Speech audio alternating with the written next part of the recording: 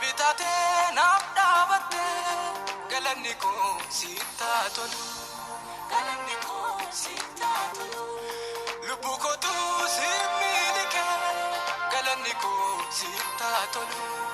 Galanni koo siittaa tolu. Danuu oolmaan kan kee galanni koo siittaa tolu.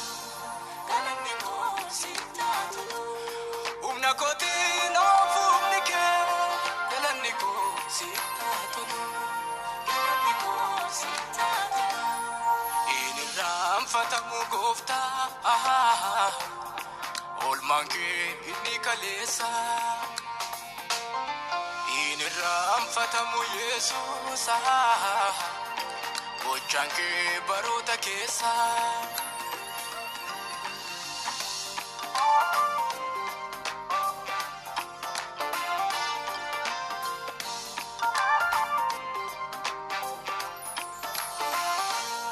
Ifa keetu naaf baafame galanni koo siittaa tolu. Galanni koo siittaa tolu. Dukkanni koo siin baaqate galanni koo siittaa tolu. Galanni koo siittaa tolu. Abbaa taatee na gorsite galanni koo siittaa tolu. Galanni koo siittaa tolu. Ajaa'iba kunuunsi kee galanni koo siittaa tolu. Galanni koo siittaa tolu. Galanni koo siittaa tolu.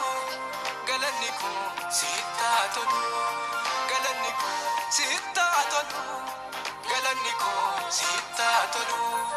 Galanni koo siittaa tolu. Galanni koo